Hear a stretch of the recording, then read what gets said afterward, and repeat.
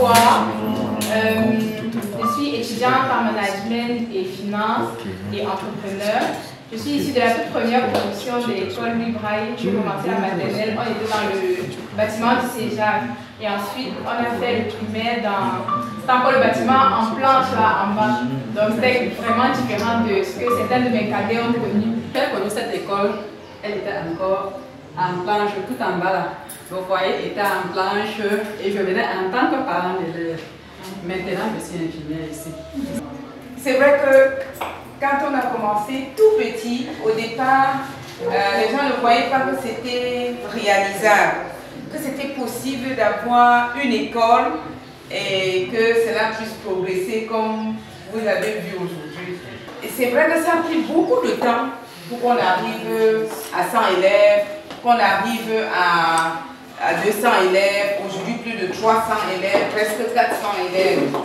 Et j'avoue que ça n'a pas toujours été facile parce qu'il fallait payer la scolarité, il fallait s'occuper des enseignants, c'était un gros défi pour le Cégep pour pouvoir assurer ces charges-là.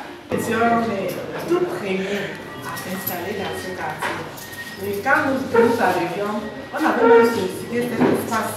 On nous a dit non. Les gens sont déçus, sont en train de faire la démarche, ils ont déjà pris. Comme ça que nous sommes allés de l'autre côté. Quand nous sommes allés, on avait des tout petits enfants. Notre aîné faisait le coup de balatoire.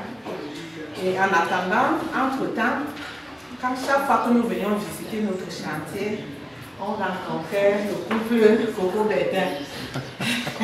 Surtout Coco Bertin, parce qu'un matin, un jour nous arrivons dans l'après-midi, on trouve Coco Bertin là en route avec sa canne en train de chercher. On dit, bonjour monsieur, vous allez où? Je lui ai dit non, je suis là, c'est moi qui commence le chantier. Je lui ai dit aussi que nous-mêmes nous sommes là-bas, c'est comme ça qu'on a commencé à être ensemble, à sympathiser. C'est ça, c'est ça.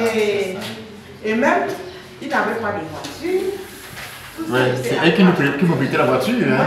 C'est vrai, vraiment. Donc, ma voiture était déjà au service du Cégep. C'est vrai, c'est vrai. Nous, on habitait déjà, lui, il arrivait.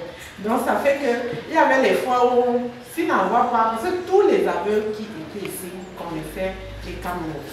Quand un étranger arrivait, je lui disais toujours que quand tu descends le quartier, même si c'est un aveugle que tu vois, dis-lui que tu vas chez les Cameroun.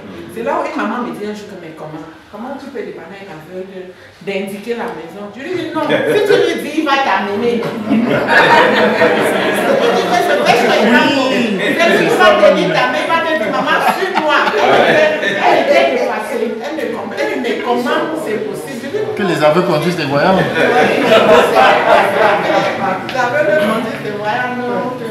Comme ça, et puis il y avait même une nuit, où beaucoup de gens se rappellent, une nuit où il n'y avait pas de lumière, il n'y avait plus. Je ne sais pas, je passais là. Après j'ai dit non, il doit encore être là. J'entre ici, il n'y a pas de lumière. J'appelle, il y a quelqu'un, non, il y a quelqu'un, j'avance.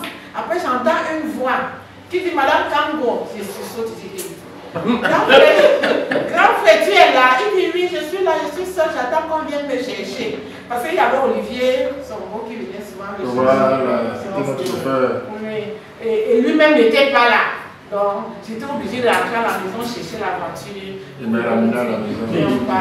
Et moi, ce que j'ai retenu, c'est que lorsqu'on a un rêve à réaliser, on doit poursuivre son rêve jusqu'au bout. Parce que c'est toujours possible. Tant qu'on n'a pas encore cassé la pipe, comme on dit souvent chez nous, rien n'est impossible. Rien n'est impossible. Il y a eu beaucoup d'opposition, mais les choses ont évolué et tous, nous pouvons voir tout ce que Dieu a fait. Et moi, je bénis Dieu pour ça.